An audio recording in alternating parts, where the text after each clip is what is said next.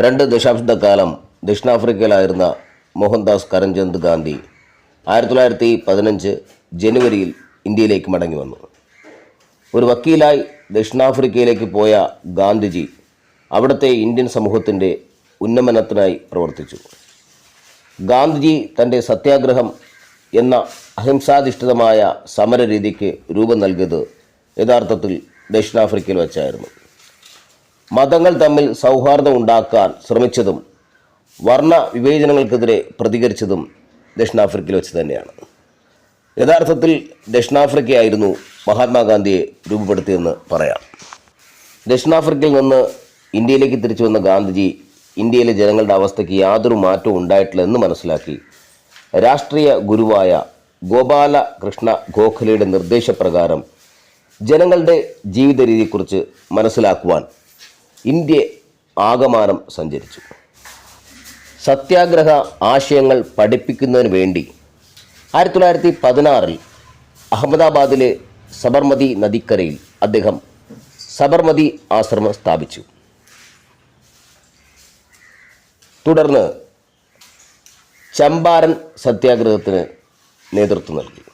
ഇന്ത്യയിലെ ഗാന്ധിജിയുടെ ആദ്യത്തെ സത്യാഗ്രഹ പരീക്ഷണമായിരുന്നു 1917 ചമ്പാരൻ സത്യാഗ്രഹം. ചമ്പാരനിലെ നീലം കർഷകരെ യൂറോപ്യൻ തോട്ടുടമകൾ ചൂഷണം ചെയ്യുന്നതിന് എതിരെയായിരുന്നു ഈ സത്യാഗ്രഹം. ഗാന്ധിജി ചമ്പാരൻ എന്ന സ്ഥലത്തെത്തുകയും കർഷകരുടെ അവസ്ഥയെക്കുറിച്ച് വിശദമായി പഠിക്കുകയും ചെയ്തു. ഒടുവിൽ ഗവൺമെൻറ് ഒരു അന്വേഷണ കമ്മീഷനെ നിയോഗിക്കുകയും കർഷകരുടെ ഭൂരിഭാഗം പ്രശ്നങ്ങൾക്കും പരിഹാരം കണ്ടെത്തുകയും ചെയ്തു. തുടർന്ന് 1918 അഹമ്മദാബാദിലെ മിൽ തൊഴിലാളികളുടെ വേതന വർധനവ് ആവശ്യപ്പെട്ടുള്ള സമരത്തിലും ഗുജറാത്തിലെ ഖേഡയിലെ കർഷകർക്ക് ഭൂനികുതിയിൽ ഇളവ് അനുവദിക്കുന്ന പ്രശ്നത്തിലും ഗാന്ധിജിയുടെ ശക്തമായ ഇടപെടൽ മൂലം പരിഹാരമുണ്ടായി. 1919 ബ്രിട്ടീഷ് ഗവൺമെൻറ് റൗലറ്റ് നിയമം പാസാക്കി. ഏതൊരു വ്യക്തിയെയും വിചാരണ കൂടാതെ അറസ്റ്റ് ചെയ്യാനും തടങ്കലിൽ വയ്ക്കാനുമുള്ള അധികാരമാണ് ഈ നിയമം. റൗലറ്റ് നിയമത്തിനെതിരെ ഗാന്ധിജി ശക്തമായി പ്രതിഷേധിക്കുകയും പ്രക്ഷോഭങ്ങൾക്കും ഹർത്താലിനും ആഹ്വാനം ചെയ്യുകയും ചെയ്തു. ഗാന്ധിജിയെ ഒരു ദേശീയ നേതാവാക്കി മാറ്റുന്നതിൽ റൗലറ്റ് നിയമത്തിനെതിരായ പ്രതിഷേധം സുപ്രധാന പങ്കുവഹിച്ചു. 1919 ഏപ്രിൽ 13 വലിയൊരു ജനക്കൂട്ടം പഞ്ചാബിലെ അമൃത്സറിലെ ജാലിയൻ വാലാബാഗിൽ തടിച്ചുകൂടി.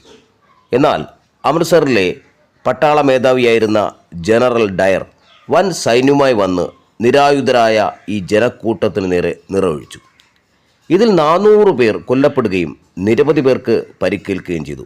ഈ സംഭവം ഗാന്ധിജിയെ ഏറെ നിരാശനാക്കി.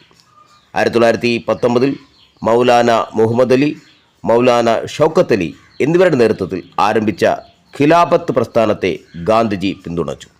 ഹിന്ദു മുസ്ലിം ഐക്യം ഊട്ടിയുറപ്പിക്കാനുള്ള ഒരു സുവർണാവസരമായിട്ടാണ് ഗാന്ധിജി ഇതിനെ കണ്ടത്. 1920 ഡിസംബറിൽ നാഗ്പൂരിൽ വെച്ച് കൂടിയ കോൺഗ്രസിൻ്റെ വാർഷിക സമ്മേളനത്തിൽ ഗാന്ധിജി ബ്രിട്ടീഷ് ഗവൺമെൻറ്റിനെതിരെ നിസ്സഹകരണ പ്രസ്ഥാനം ആരംഭിച്ചു.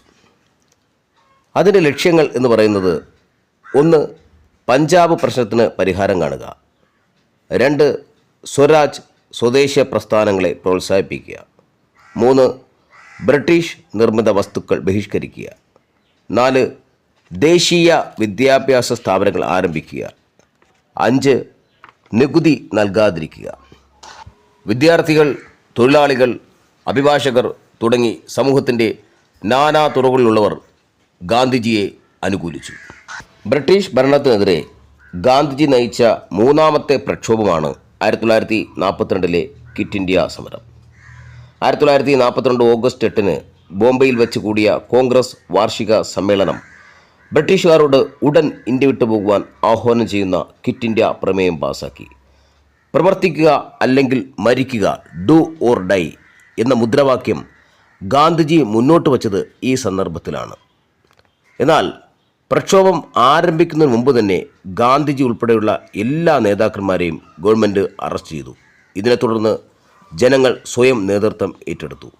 സമരം പല സന്ദർഭങ്ങളിലും അക്രമാസക്തമായി. എന്നാൽ ഗവൺമെൻറ് ഈ സമരത്തെ അടിച്ചമർത്തുകയാണ് ഉണ്ടായത്. ക്വിറ്റ് ഇന്ത്യ പ്രസ്ഥാനം ഒരു ബഹുജന പ്രസ്ഥാനമായിരുന്നു. സാധാരണക്കാരായ ആയിരക്കണക്കിന് ജനങ്ങൾ ഈ സമരത്തിൽ അണിചേർന്നു. ദേശീയബോധത്തിൻ്റെ ആഴം ജനങ്ങളിലേക്ക് എത്തിക്കുവാൻ ക്വിറ്റ് ഇന്ത്യ സമരം മുഖ്യ പങ്ക് വഹിച്ചു. ഇന്ത്യൻ സ്വാതന്ത്ര്യ പ്രസ്ഥാനത്തിലേക്ക് പുറം ലോകത്തിൻ്റെ ശ്രദ്ധ തിരിക്കാൻ ക്വിറ്റ് ഇന്ത്യ സമരം സഹായിച്ചു.